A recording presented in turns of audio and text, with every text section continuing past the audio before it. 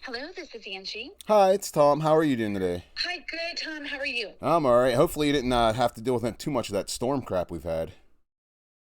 Oh, yeah, well, yeah, we're good. How about yourself? Well, Thanks. we were out without power for about a day, a little less than a day. Our neighbor had a tree on their house, and it was Oh, crazy. yeah, it Yeah, was it was absolute crazy. mess. Yeah, yeah. Anyways, I have a software that emails me whenever there's a potential property that has a low equity in it, and this one popped up on me, and I was like, oh, let's check it out and see what's going on with it. Uh-huh. Um, So, do you know it's vacant now, correct? Correct. Okay. And do they own another house somewhere else? Or are they renting somewhere or I'm not allowed to disclose that. Okay, yeah, no problem.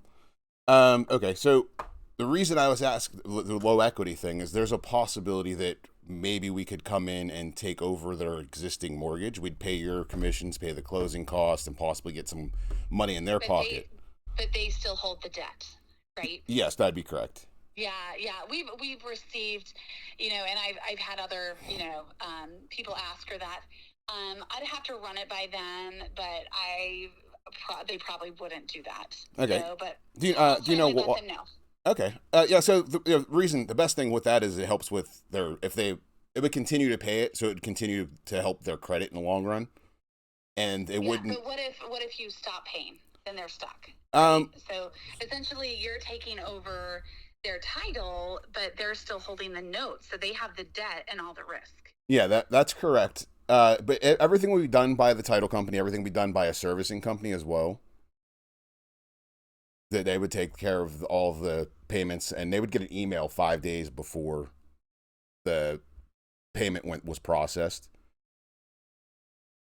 Yeah, I think there's so many layers of risk because you put a tenant in there, and then if you go out of business, they're stuck with someone they don't know, they don't have the lease on to try and evict.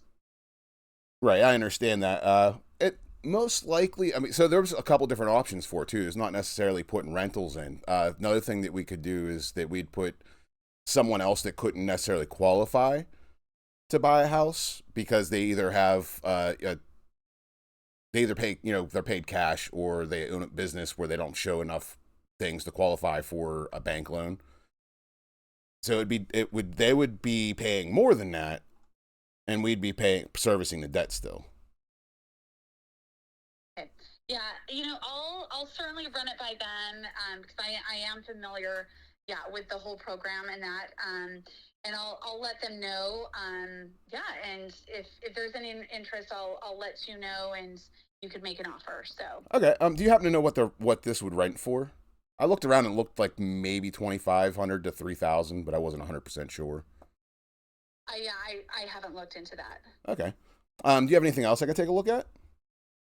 No, I we don't. No, thank you though. All right. Well, if you ever come across anything that needs a lot of work too, the fix Okay. and flips or completely trash order situations, anything like that, I'd be happy to take a look at it and give you an Okay. offer. Super. Okay.